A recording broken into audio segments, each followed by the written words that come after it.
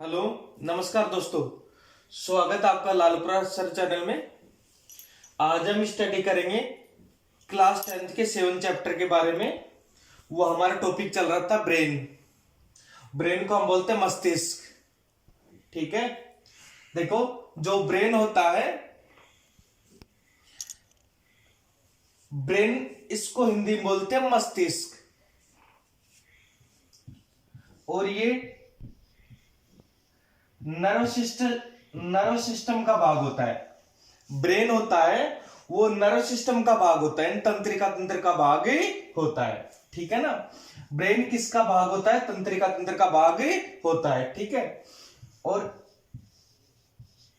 इसमें होती है नर्व सेल्स। क्या होती है? नर्व सेल्स, यानी कि तंत्रिका कोशिकाएं होती है। देखो जो ब्रेन होता है वो हमारा नर्व सिस्टम का भाग होता है, तंत्रिका तंत्र का भाग होता है। ठीक है, इसमें नर्व सेल्स होती है। क्या होती है? नर्व सेल्स होती है। ठीक है, अब जो दिमाग होता है ना, दिमाग हमारा जो ब्रेन होता है, जैसे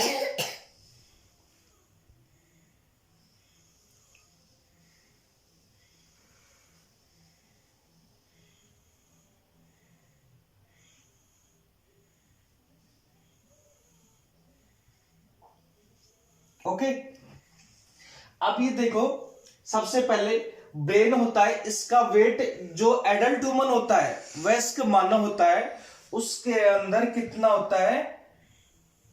1350 ग्राम से और 1500 ग्राम के करीब। कहने का मतलब हम बोल सकते हैं उसको कि ब्रेन का वेट 1.350 किलोग्राम से लेके और 1.5 किलोग्राम तक होता है। ठीक है ना, कह सकते हैं कि ब्रेन का वेट 1 से 1.5 किलोग्राम के करीब ही होता है। ठीक है ना, क्या होता है ब्रेन का वेट? ठीक है, जो मानव होता है उसका जो ब्रेन होता है, ठीक है ना, जैसे ये हो गया, ये हमारी क्या है? स्किन है। ठीक है, इसके जस्ट नीचे क्या है? क्रेनियम। क्या है? क्रेनियम। तो हम कह सकते हैं कि हमारा जो ब्रेन होता है उसकी सुरक्षा कौन करता है? क्रेनियम करता है। और इसमें कितनी बोन्स होती है? 8 बोन्स। कितनी बोन्स होती है? 8 बोन्स। हम कह सकते हैं कि जो क्रेनियम होता है उसमें 8 बोन्स होती है, जो हमारे ब्रेन की क्या करता है? सुरक्षा करता है। ठीक है, अब देखो बाई चांस कभी हमारी चोट लगती है, ठीक है ना, बाई चांस हमारे कभी चोट लगती है, तो सबसे पहले हमें चोट कहां पहुंचेगी? क्रेनियम पे। कहां लगेगी? क्रेनियम पे। ठीक है ना। सेकंड,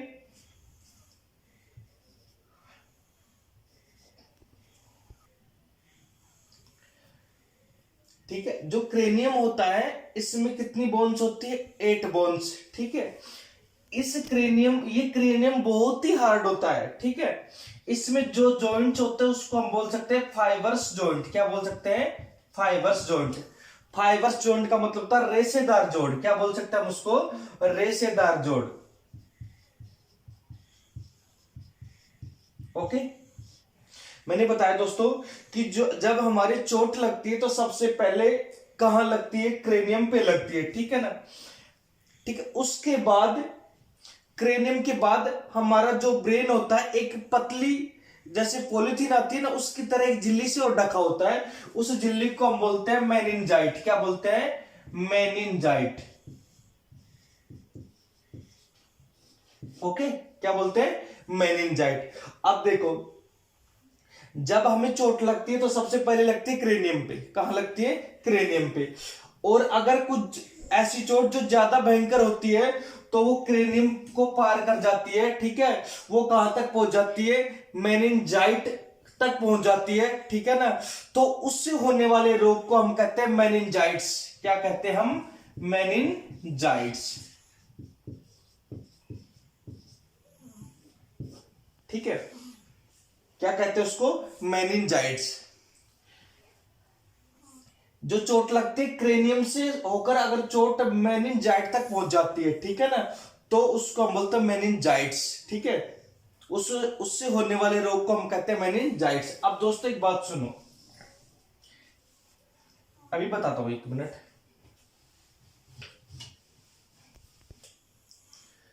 जब चोट क्रेनियम से गुजर के अगर हमारे मेनिंजाइट पे पहुंचती है, ठीक है, उससे होने वाले डिजीज को हम क्या कहते हैं, मेनिंजाइटिस। ठीक है, इसकी इसकी इसका डिस्कस हम किस में करेंगे, डिजीज में करेंगे। ठीक है, मेनिंजाइटिस रोग किससे होता है, जब हमारे चोट क्रेनियम से होकर कहां गुजर जाती है, मेनिंजाइट पे लग जाती है। ठीक है, ये एक पतली झिल्ली के नुमा संरचना होती है, तो उससे होने वाले रोग हम बोलते हैं मेनिंजाइटिस।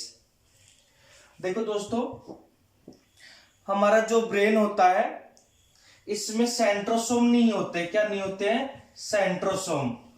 सेंट्रोसोम को हम बोलते हैं तारकाय। क्या बोलते हैं, तारकाय। ये नहीं होते हैं। ठीक है, ये क्या काम करते हैं, ये सेल डिवीजन का काम करते हैं। किसका काम करते हैं, सेल डिवीजन का। दोस्तों, जो हमारा ब्रेन होता है उसमें सेंट्रोसोम नहीं होते, तारकाय नहीं होते, और ये तारकाय किसका काम करते हैं, सेल डिवीजन का काम करते हैं। इसका मतलब हम कह सकते हैं कि जो ब्रेन होता है, ठीक है ना, उसमें चोट लग जाती है तो उसमें पुनरुत्थान की क्षमता नहीं होती। कहने का मतलब वापस उसी रूप लेने की क्षमता नहीं होती। तभी तो पुलिस वाले हमें बोलते हैं कि जब भी जाओ तो हेलमेट का यूज करते हुए तो। क्यों, क्योंकि इसमें 90%, ठीक है, 90% होता है ना, जो सेंट्रोसोम होता है वो उपस्थित नहीं होते हैं। ठीक है, और बच गया 10%। 10% में क्या होता है, सेंट्रोसोम उपस्थित होते हैं। 10% में क्या उपस्थित होते हैं, सेंट्रोसोम उपस्थित होते हैं। तो कभी कभी उसमें क्या हो जाती है, पुनरुत्थान की क्षमता हो जाती है। ठीक है ना, उससे क्या होने का डर होता है, कैंसर होने का डर होता है। ठीक है ना, ब्रेन ट्यूमर जिसको बोलते हैं, हमें क्या बोलते हैं, ब्रेन ट्यूमर होने का डर होता है। देखो दोस्तों, एक बार वापस रिवीज कर देता हूं इसका। देखो, ब्रेन होता है, उसका वेट मैंने बताया था 1.350, यानी कि 1350 ग्राम से लेकर 1500 ग्राम, 1500 ग्राम के करीब इसका वेट होता है। ठीक है, ब्रेन किससे सुरक्षित होता है, एक क्रेनियम हड्डी होती है। ठीक है ना, वो क्रेनियम 8 हड्डियों से मिलकर बना होता है। ठीक है ना, उससे ये सुरक्षित होती है। क्रेनियम के जस्ट नीचे एक पतली झिल्ली होती है जिसको हम बोलते हैं मेनिंजाइट। जब ज्यादा चोट लगती है तो ये चोट हमारे मेनिंजाइट तक पहुंच जाती है, तो उससे होने वाले रोग को हम बोलते हैं मेनिंजाइटिस। ठीक है, ब्रेन होता है, उसमें देखो सेंट्रोसोम अनुपस्थित होता है, 90% नहीं होता है वो। ठीक है ना, और अगर 10% अगर सेंट्रोसोम होता है, ठीक है ना, 10% अगर सेंट्रोसोम होता है तो उससे क्या होने का डर होता है, ब्रेन ट्यूमर। कहने का मतलब कैंसर होने का डर होता है। देखो, सेंट्रोसोम क्या काम करता है, सेल डिवीजन का काम करता है। तो जब ब्रेन में सेल डिवीजन नहीं होगा, कहने का मतलब कोशिका का विभाजन नहीं होगा, तो ब्रेन कैसे वृद्धि करेगा। ठीक है, तो ब्रेन में पुनरुत्थान की क्षमता भी नहीं होती है। हम कह सकते हैं कि जब ब्रेन के चोट लग जाती है तो वापस उसी रूप में आने की उसमें क्षमता 90% नहीं होती है, और कितना परसेंट होती है, 10% होती है। और इस 10% के कारण कई बार हमारी चोट लग जाती है, उससे कैंसर होने का डर भी होता है। दोस्तों, इसके जो ब्रेन के टाइप्स होते हैं वो अगले वीडियो में स्टडी करेंगे। ओके दोस्तों, अगर आपको वीडियो अच्छी लगे तो इसको लाइक करें, शेयर करें, और प्लीज दोस्तों इसको सब्सक्राइब जरूर करें।